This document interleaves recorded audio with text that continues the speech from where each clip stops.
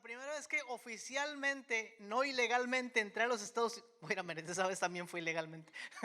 La primera vez que oficialmente vine a los Estados Unidos a pasar unas vacaciones, venía yo con una gran expectativa. Yo viví toda la vida en la frontera, bueno, mi infancia en la frontera, mi adolescencia en Tijuana, y usted sabe, todo lo que uno ve de Estados Unidos son pues las cosas que uno conoce, ¿verdad? Hollywood, Beverly Hills. Yo dije, no quiero ir a Beverly Hills porque me van a encontrar ahí, van a decir, ahí va Tom Cruise o algo así. Pero uno oye estas cosas y dice, no, los Estados Unidos, los grandes edificios. Yo tenía un amigo que pensaba que Superman sí existía, ya era grande él y pensaba que Superman existía y decía, un día que vaya lo voy a ver. Bueno, tenía esta idea de que los Estados Unidos era esta cosa hermosa, grandiosa, con edificios altos y con celebridades caminando por todas partes. Y la otra cosa importante que muchos de ustedes también creían es que uno venía aquí a rejuntar dólares del piso, ¿no? A barrerlos de las calles y a juntar dólares así, porque aquí pues los dólares abundan. Y cuando vine la primera vez me sentí decepcionado, porque me llevaron a un pueblito, bueno, una ciudad, pueblo, que está por allá por el sur de California, que se llama Rialto, California. Y los que conocen aquel lado de San Bernardino por allá, saben que hay lugares que pues ya no parecen los Estados Unidos, ¿no? Y me llevaron a ese lugar en Rialto y no, qué decepción. Unas casitas como las de mi Tijuana, de mi Mexicali.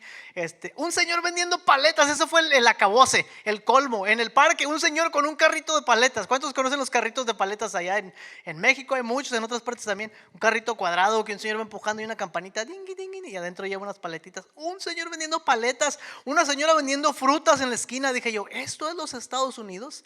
¿Dónde están los grandes edificios? ¿Dónde está Superman?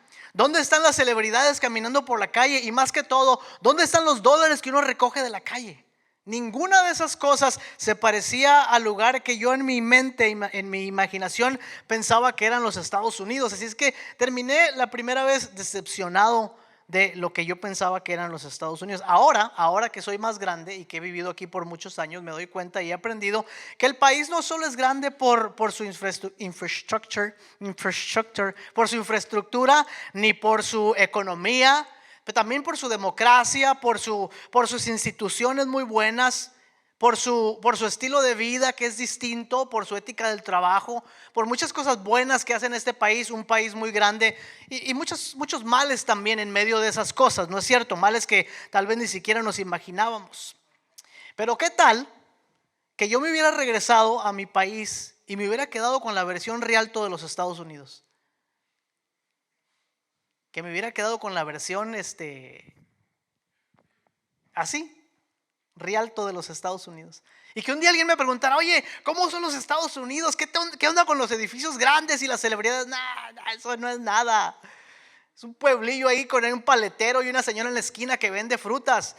No hay dólares en la calle, no hay nada de lo que te dijeron. Los Estados Unidos no es lo que tú pensabas. ¿Qué hubiera pasado si mi visión de este gran país se hubiera quedado reducida a una cosa tan pequeña como una ciudad de bajos recursos donde no hay lo que aparentemente hay en otros lugares? ¿Cómo hubiera vivido yo mi vida después de eso? ¿Cómo hubiera afectado mi visión de lo que es o no es cierto país? ¿Qué ha pasado con la vida que nos prometió el Señor?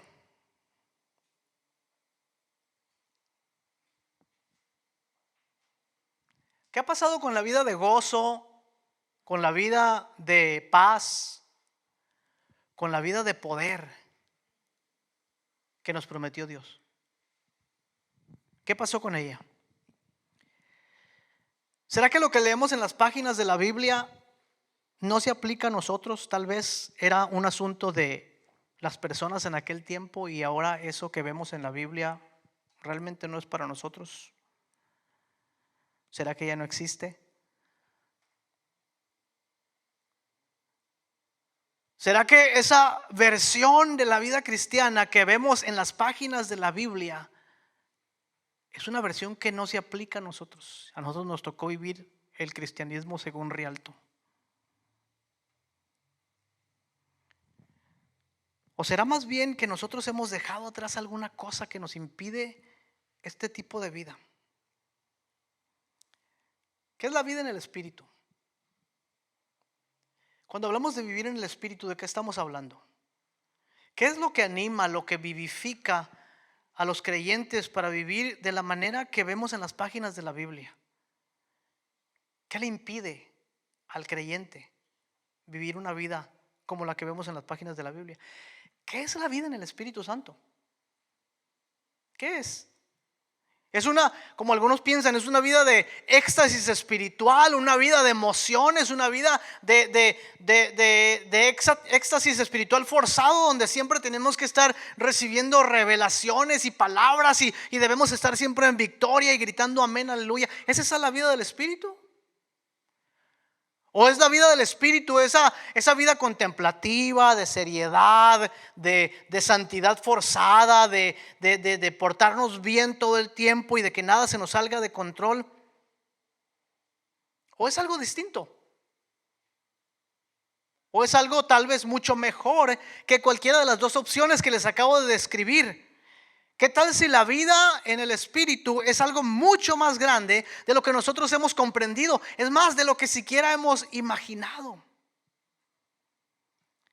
¿Y qué les parece si esta mañana hablamos una vez más y descubrimos juntos otra pieza del rompecabezas que nos ayude a reimaginar lo que significa ser cristianos en el siglo XXI después de la pandemia? La vida en el Espíritu Santo. Y para esto vamos a regresar otra vez a donde hemos estado por las pasadas 6-7 semanas, en la carta del apóstol San Pablo a los Gálatas, donde vamos a tratar de encontrar esta otra pieza del rompecabezas. ¿Qué es la vida en el Espíritu? ¿Qué realmente significa vivir en el Espíritu? Les recuerdo que por las pasadas semanas hemos hablado de este dilema, este conflicto que Pablo tenía con las iglesias en Gálatas por el asunto del Evangelio, porque ellos habían abandonado el Evangelio para regresar a la ley, y Pablo les está exhortando a que regresen a la verdad del Evangelio. Y en los capítulos del 5 en adelante, Pablo empieza a hablar un poco más acerca de esta vocación de ser el pueblo de Dios y de vivir en el Espíritu y de andar en la libertad de la ley de Cristo. Otras cosas que definen la vida del cristiano: la vocación de ser la imagen de Dios en la creación, y la vida en el poder del Espíritu, y también la ley de Cristo que se cumple en el amor. Y Pablo viene hablando de eso un poco más. La semana pasada sé que tuvieron oportunidad de escuchar de uno de nuestros hermanos, nuestro hermano Eugenio, el mensaje de la libertad en Cristo. Pero ahora vamos a continuar en el versículo 16. Vamos a leer hasta el final del capítulo 5. Digo pues, anden en el Espíritu y no satisfagan los deseos de la carne, porque el deseo de la carne es contra el Espíritu y el del Espíritu es contra la carne, y estos se oponen entre sí para que no hagan lo que quieren. Pero si son guiados por el Espíritu, no están bajo la ley. Y manifiestas son las obras de la carne: son adulterio, fornicación, inmundicia, lascivia, idolatría, hechicerías, enemistades, pleitos, iras, contiendas, disensiones, herejías, envidias, homicidios, borracheras, orgías y cosas peores, decía mi abuelita, cosas semejantes a estas, acerca de los cuales los amonesto, como ya os lo he dicho antes, que los que practican tales cosas no heredarán el reino de Dios. Mas el fruto del Espíritu, ¿se lo saben de memoria? A ver, repítanlo conmigo, a ver si es cierto. Mas el fruto del Espíritu es amor, gozo, paz, paciencia, benignidad, bondad, fidelidad, mansedumbre y templanza. Contra tales cosas no hay ley.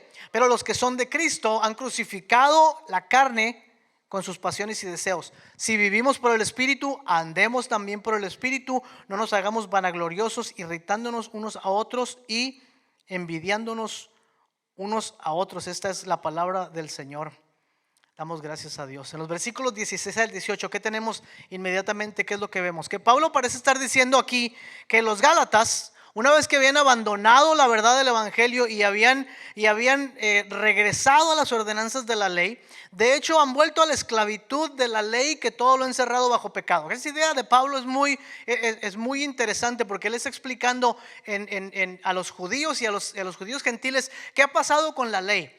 Porque Pablo dice que la ley era buena y santa, pero Dios encerró todo bajo pecado. ¿Qué quiere decir esto? Que Dios trajo todo lo que la fuerza del pecado para encerrarlo en la ley.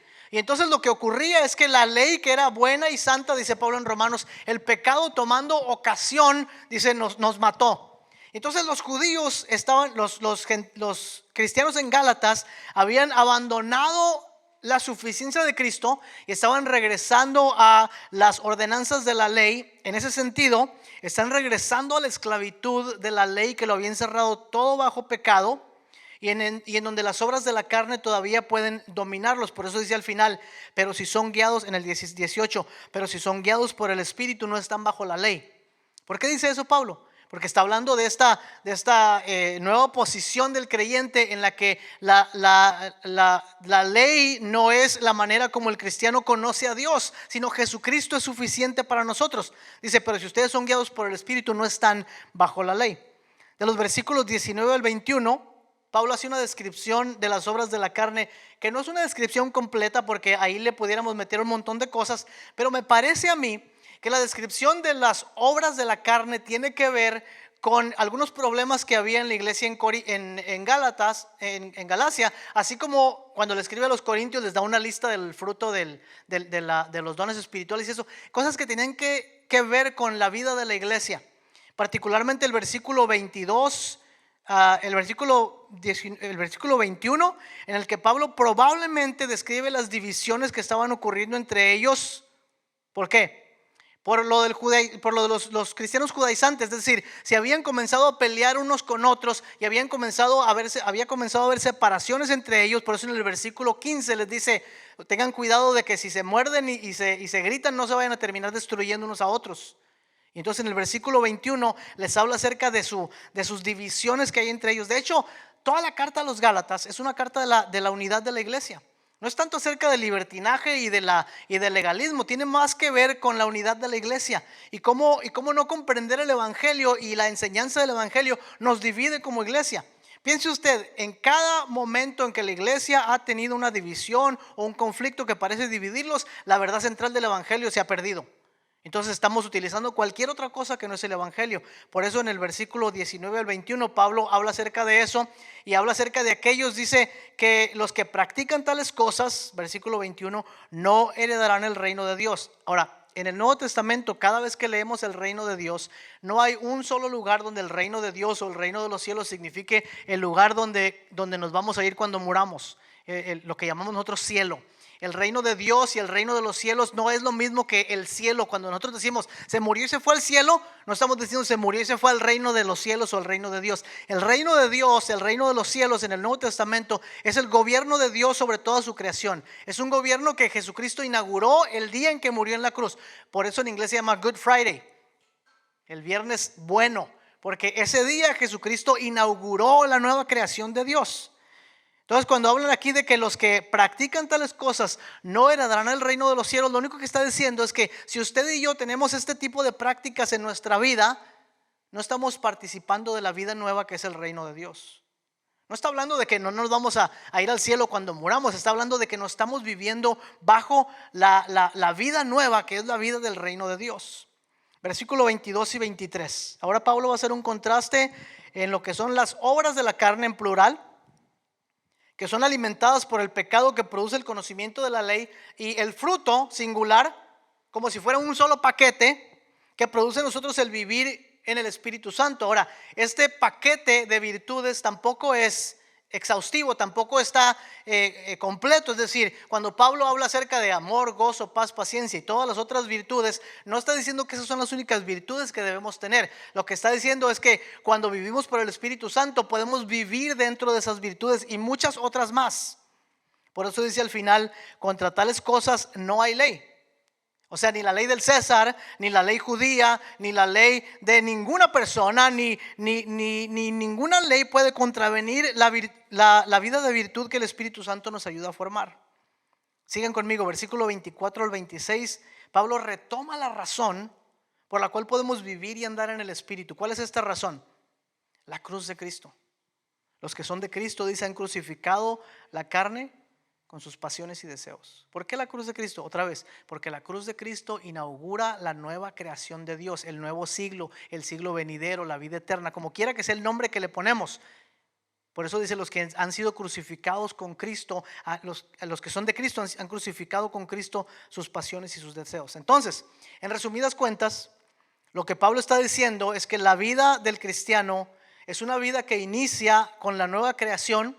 Tenemos esto en claro, cuando le dice a los Corintios en 5:17, les dice, de modo que si alguno está en Cristo es una nueva criatura. No está hablando de darnos un nuevo corazón, que también es verdad. Lo que está hablando es de la nueva creación que Dios ha inaugurado en Jesucristo. Vivimos en esta nueva creación nosotros. Entonces, en resumidas cuentas, lo que Pablo dice es que la vida del cristiano es una que inicia con la nueva creación, de la cual la ley no era sino una sombra únicamente. Y esta nueva creación continúa a través del poder del Espíritu Santo, quien va formando en nosotros las virtudes de Jesús y que nos lleva finalmente a recuperar la vocación de ser la imagen del Padre en la creación, en el poder del Espíritu Santo y por la obra redentora de Cristo en la cruz. ¿Quién no quisiera vivir de esta manera? ¿Quién no quisiera vivir de una manera que refleja el poder del Evangelio, que lo convierte en todo lo que Dios quiere que sea, que lo ayuda a ser la imagen de Dios en la creación, que refleja adoración a Dios de regreso, que sirve para los propósitos de Dios? ¿Quién no quisiera vivir de esa forma? Pero ese es el conflicto que tienen los Gálatas, y creo que es el conflicto que nosotros tenemos también, que cuando intercambiamos el Evangelio por cualquier otra forma de vida, dejamos de desear la vida plena, la vida hermosa, la vida de poder, la vida del Espíritu. Pensemos en esto por un momento. Al intercambiar la verdad del Evangelio como lo habían hecho, nosotros también dejamos de desear la vida del Espíritu. Y nos conformamos con la versión Rialto de la vida en el Espíritu, con una versión más débil, más flaca, más terrenal. Por eso la insistencia de Pablo en el versículo 16 de andar en el Espíritu, en el versículo 18 de ser guiados por el Espíritu, en el versículo 22 de tener el fruto del Espíritu, en el versículo 25 de vivir y de andar por el Espíritu, porque el único antídoto contra la carne es la vida en el Espíritu. Es el único antídoto contra la carne. Como dije anteriormente, muchos han malinterpretado, muchos hemos malinterpretado lo que significa vivir en el Espíritu. Algunos consideran que la vida en el Espíritu es como una vida de experiencias espirituales, de éxtasis emocional, de triunfos, de victoria, de amén y de aleluya todo el tiempo en todas las áreas de la vida. Y que el cristiano que no vive de esa manera no es un cristiano lleno del Espíritu. Si tú no estás todo el tiempo sonriente y en victoria y corriendo de un lado para otro y teniendo éxtasis espirituales, entonces tú no tienes el Espíritu Santo. Algunos hemos malinterpretado la vida del Espíritu de esa manera. Como dije anteriormente en la introducción, otros piensan que la vida del Espíritu es más bien este modelo contemplativo y pietista, es una forma callada y seria de meditación, de una especie de santidad forzada, donde no hay diversión y no hay amigos y no hay nada más que las cosas espirituales. Hay algo de verdad en estas dos posiciones, ¿verdad? Porque si usted dice que es cristiano, escuche bien esto, porque a los que somos de la corriente conservadora nos cuesta más esto. Si usted dice que es cristiano y usted nunca tiene una experiencia donde Dios lo deja con la boca abierta, algo anda mal con su vida. De verdad, si usted nunca abrió las páginas de la Biblia y tuvo que arrodillarse a orar por la verdad del Evangelio. Si usted, no estoy hablando de que esto pasa a diario, pero si usted no ha tenido este tipo de experiencias donde Dios lo deja en completo asombro y no tiene palabras más que decir gracias, Padre, algo anda mal con nuestras vidas. Si nuestra vida cristiana es únicamente ir a trabajar y ganar dinero y orar cuando comemos, algo anda mal con nuestra vida. Pero también algo anda mal con nuestra vida si nosotros nunca hemos tenido una experiencia donde sentados mirando un amanecer o meditando en la palabra de Dios o viendo a nuestros hijos jugar, no somos rebasados por el amor de Dios y la comunión que tenemos con su Espíritu. Algo anda mal cuando nuestra vida es solamente un ajetreo donde nunca nos ponemos a contemplar lo que Dios ha hecho. Entonces hay algo de verdad en una cosa y en la otra. Pero la vida del Espíritu es mucho más que eso. Ahorita vamos a hablar de lo que realmente es la vida del Espíritu. Pero más que todas las cosas, la vida del Espíritu es desear ser lo que Dios quiere que seamos. Y si alguien le pregunta a usted alguna vez, oye, ¿qué significa vivir en el Espíritu? Vivir en el Espíritu significa desear lo que Dios desea que seamos. Entonces la primera pregunta que tenemos que hacernos es acerca del deseo. ¿Cuál es mi deseo? ¿Qué es lo que quiero con mi vida? ¿Qué es lo que más anhelo en mi vida? ¿Qué es lo que quiero ser cuando sea grande? ¿Qué busco? ¿Qué persigo? ¿En dónde paso mi tiempo? ¿Qué es lo que más desea mi corazón? Por eso las palabras que orábamos hace un momento son las palabras más poderosas que un cristiano puede orar. Venga tu reino, hágase tu voluntad como en el cielo, así también en la tierra. ¿Qué más podemos decir que sea más grande que esto? Lo que más deseo, Señor, es que tu voluntad y tus propósitos sean cumplidos en mi vida. ¿Qué es entonces esta vida del Espíritu? Bueno, no puede ser únicamente una vida de buena moral y ética, aunque ciertamente vivir en el Espíritu nos lleva a vivir una buena moral y tener una buena ética. Pero no es solamente eso. El que piensa que la vida en el Espíritu es solamente portarse bien, entonces ha quedado con una versión corta de la vida en el Espíritu. La vida en el Espíritu, por supuesto que resulta en una vida de moral y una vida de ética, pero no puede ser únicamente eso. La vida en el Espíritu no puede ser únicamente una vida de libertad y de gozo, aunque ciertamente también es eso. Porque cuando estamos en el Señor tenemos libertad para vivir y para hacer ciertas cosas, pero no puede ser únicamente eso.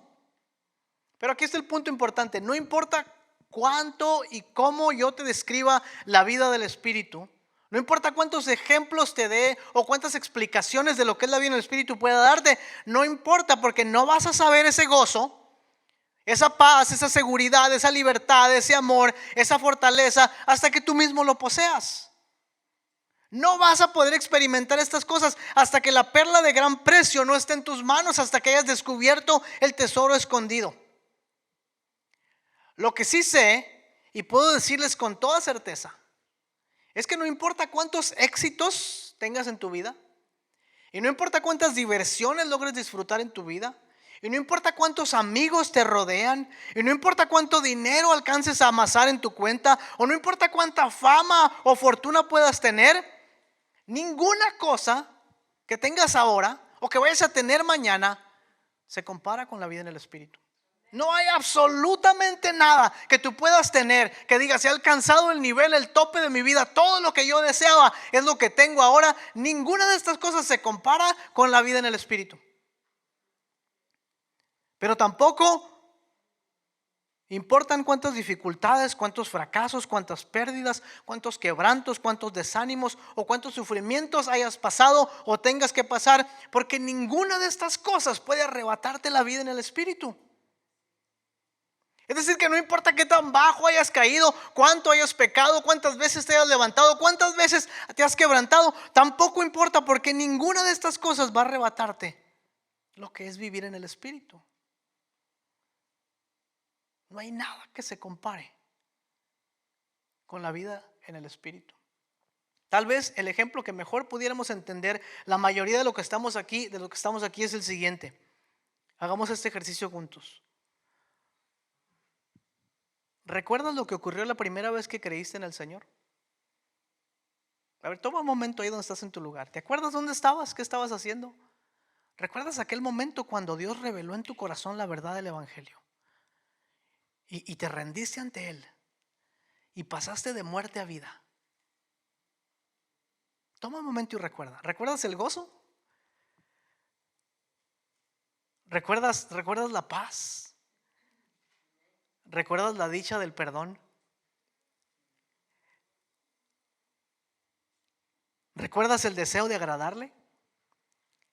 ¿Te acuerdas cómo querías servirle? ¿Te acuerdas cómo le querías decir a todo el mundo que Cristo te había salvado? ¿Te acuerdas que le querías gritar a todos que le pertenecías a Cristo? ¿Recuerdas esos momentos? Esos momentos son una ventana, una pequeña ventana al poder de la vida en el Espíritu. Cuando Pablo habla de la vida en el Espíritu, está hablando del poder de Dios que nos ha vivificado a través del perdón de nuestros pecados y que nos habilita para vivir como la nueva creación de Dios. Eso es lo que muchas veces llamamos la vida eterna o el reino de Dios o la salvación. Es el poder de recuperar la vocación de ser portadores de la imagen de Dios, de ser adoradores de Dios. Es el poder de vivir de una manera que refleja la gloria de Dios a toda la humanidad. Y no hay cosa más emocionante, más atractiva, más plena que ser lo que Dios quiere que seamos. Cualquier versión de tu vida que estés viviendo hoy no se compara con la vida que Dios te ofrece. Hace unas semanas atrás alguien me llamó y me pidió de favor si podía hacer un servicio en memoria de una persona que había fallecido. Últimamente he tenido que hacer muchos de esos servicios en muchos lugares. Y lo que me daba miedo cuando era un pastor joven y me daba miedo hacer funerales, ahora es una cosa que entrego al Señor como un acto de adoración y de ministerio por el momento que tengo con muchas personas, de no solo compartirles la esperanza de Cristo, sino también de estar con los que lloran y sufrir con los que sufren. Y vino esta mujer quien nos contó cómo de regreso de Oregon, ella y su esposa y su esposo y su pequeño hijo de 15 años con un autismo severo venían de una reunión familiar y en el camino tuvieron un accidente. El carro volteó. La mujer recuerda que en algún momento lograron sacarla a ella y a su hijo del carro, pero el esposo falleció. Y era una mujer, estaba devastada, estaba triste, platicaba, pero platicaba como si estuviera en algún otro lado. Y nos contó lo que había pasado y me dijo, si puede ayudarnos con el servicio, por favor. Y le dije, con mucho gusto. Es que hace unas semanas atrás mi esposa y yo fuimos a la reunión, al servicio de este hombre que había sido un pastor hacía muchos años. Fue pastor de una iglesia. Y luego dejó de ser pastor de una iglesia. Y lo primero que uno piensa cuando alguien deja de ser pastor es que algo malo hizo o alguna cosa no entendió. Dejó de ser pastor para ser payaso, que es casi lo mismo, pero payaso, pero no un payaso cualquiera, un payaso profesional. Fue a una escuela de payasos a hacerse payaso. Pastor, payaso. Y después de un tiempo dejó de ser payaso, por lo menos de tiempo completo, y se convirtió en maestro de personas que no saben inglés. Porque se dio cuenta que había muchas personas en los Estados Unidos que no sabían inglés y quiso ayudarles a aprender el lenguaje del país. Y después de dar yo mi plática y de animar a la gente que estaba ahí, todo comenzaron a pasar los familiares. Y usted sabe que la muerte amplifica las virtudes de las personas, ¿verdad? Pero hay momentos en que uno puede darse cuenta verdaderamente que la persona a quien se le está recordando tenía virtudes por encima de lo normal. Un hombre con las 3 profesiones más difíciles que usted puede pensar: pastor, payaso y maestro. Y pasaron familiares, hijos, hijas, conocidos, personas que tenían décadas de no ver a este hombre. Y todos dijeron exactamente lo mismo. Había algo en la vida de John que lo hacía completamente diferente. Había algo en su carácter, había una chispa, había un carisma, había una cosa en él que lo que queríamos era estar cerca de él. Y todos los que estuvieron ahí dijeron: desde el momento que lo conocí, nadie me ha amado como ese señor me amó. Ex estudiantes, familiares, personas que hacía décadas que lo habían conocido, jóvenes y niños y viejos, todos dijeron lo mismo. Había algo en ese señor diferente. La vida en el Espíritu es recuperar esa vocación de ser los portadores de la gloria de Dios en la creación. Es convertirnos en la imagen de Cristo en el lugar donde vivimos. Es el poder de vivir de una manera que refleja la gloria de Dios en la humanidad. Y no hay cosa más emocionante. Mire, usted piensa en la cosa más emocionante que tiene en su vida ahora, y la cosa más asombrosa, y lo que más le anima, y lo que más le llena de emoción, y lo que más lo hace levantarse en la mañana. Ninguna de estas cosas, decía el escritor Malcolm Muggeridge, ninguna de estas cosas es ni siquiera una gota del manantial de vida que fluye de Cristo Jesús. Ni una gota del manantial. En la cruz Jesucristo llevó los pecados de la humanidad. Representaba en Adán a toda la humanidad y a Israel como el Mesías de Dios. Y a la cruz llevó nuestros pecados. Toda la maldad, toda la furia del pecado fue llevado a la cruz, y con su último golpe la muerte y el mal creyeron haber escapado. Pero Jesucristo resucitó entre los muertos al tercer día para proclamarse Mesías y Rey de toda la creación. Y así como el Señor liberó a Israel de Egipto, así como juntó en Faraón la furia del pecado, y así como Faraón siguió a Israel para destruirlo y fue su propia destrucción, así también el Señor llevó a la cruz toda la maldad y todo el pecado, y la muerte quiso destruirla en la cruz, pero Jesucristo se levantó victorioso. Y cuando Cristo murió en la cruz, Él inauguró la nueva creación de Dios, en la que usted y yo vivimos ahora por el Evangelio y por el poder del Espíritu Santo. Esta nueva creación, este siglo venidero, donde el presente siglo malo ya no tiene poder sobre nosotros, donde los que guardaban la ley no pudieron permanecer, Cristo lo ha logrado en su carne. Él ha logrado esta nueva libertad, esta nueva vida. Ahora, para terminar, imagínate una vida en la que la imagen de Dios está constantemente siendo renovada en ti. ¿Crees que es posible? Una vida en la que la gente que nos conoce y la que no nos conoce vea algo en nosotros y diga: ¿qué hay ahí? Esa persona tiene algo que no puedo entender qué es. Hay algo atractivo más allá de lo natural en esa mujer, en ese hombre. Hay una cosa diferente. ¿No les gustaría ese tipo de vida? ¿No les gustaría que nuestros vecinos nos conocieran por eso? Que nuestros compañeros de trabajo nos conocieran por eso. Que nuestros amigos y nuestras hermanas y hermanos en la iglesia nos conocieran por eso. Que hay algo en esa persona que es diferente. Que tal vez con solo mirarnos la gente pueda decir: hay algo en ti que yo quisiera tener. Comparado eso con el anhelo que muchos tienen de decir: yo quiero tener lo que aquel quiere tener, hablando únicamente de dinero, de buenos gustos, de éxito, lo que sea. Porque les digo que una persona o una iglesia, una comunidad que vive según lo descrito en los versículos 22 y 23 es sumamente atractiva para el mundo.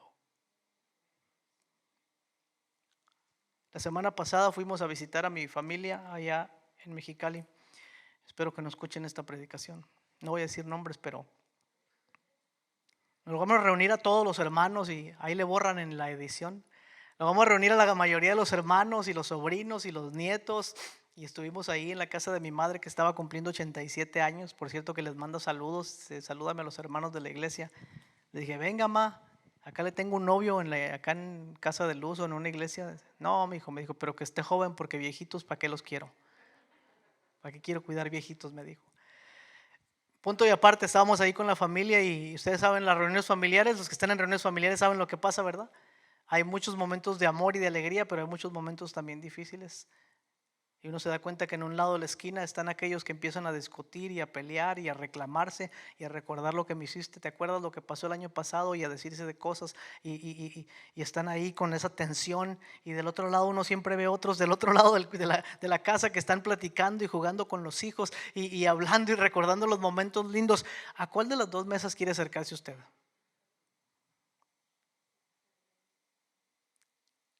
¿En dónde quiere sentarse y con quién?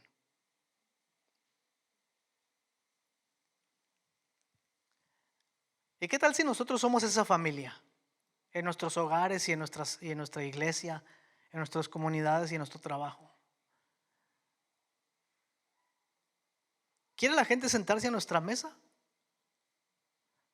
o no?